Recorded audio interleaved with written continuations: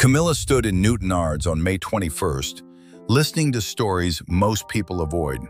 In Northern Ireland, domestic abuse reports arrive every 16 minutes. The Queen did not look away.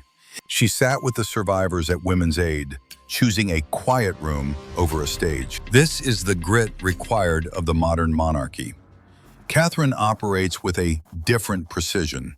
While Camilla manages the immediate crises of the present, the Princess of Wales builds for the next generation. Her Shaping Us campaign is not a series of one-off visits. It is a structural shift in how the palace views social duties. The palace records show Camilla's solo engagements rose by 20% this year. This surge provided the king space to heal and Catherine the privacy needed for her recovery. There is no competition here, only a professional division of labor. One woman holds the front line, the other secures the future. The institution remains steady because they refuse to falter. In May, King Charles restored an authority dormant since 1910 by granting Queen Camilla the power to issue royal warrants. This right to endorse British trade had remained a male prerogative for over a century.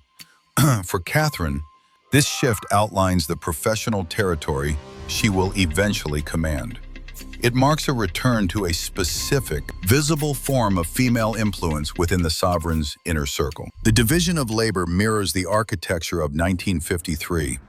As the young Elizabeth prepared for her coronation, the Queen Mother and Princess Margaret embarked on a demanding tour of Rhodesia. They acted as the necessary bridge between a grieving past and an uncertain future. They ensured the crown remained visible while the new queen found her footing. Catherine operates with that same sense of historical timing. Her focus on early childhood development is a permanent structural addition to the monarchy's work. She is securing the foundation. The institution remains steady because she treats the role as a lifelong profession, not a public performance.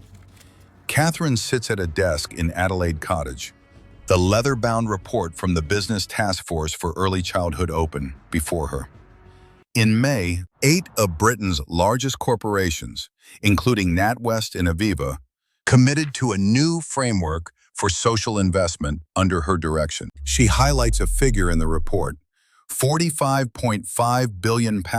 That is the annual value her work aims to add to the UK economy. This document outlines the structural requirements for the next decade of her public service. On the wall, a portrait of Queen Charlotte hangs in the shadows.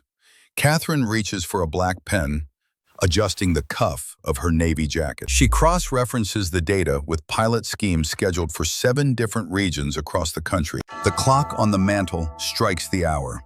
She gathers the documents, placing them into a formal leather portfolio.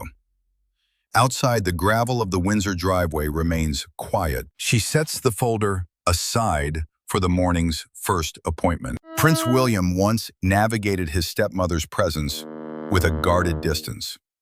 Today, the shift is total. He relies on her as the institution's superglue.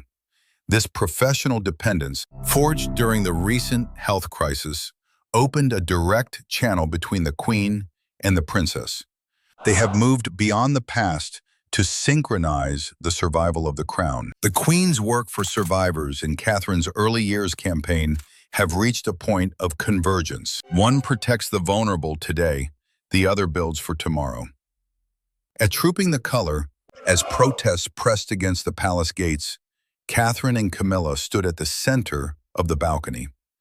The carriage for the next state opening is already being prepared in the Royal Mews. The jewelry has been selected from the vaults. The Princess of Wales is currently reviewing the final briefing notes for the arrival of the Emperor.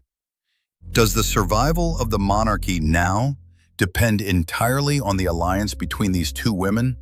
Or has the king's authority become secondary to their partnership? Share your thoughts below and subscribe as we track the princess's next step.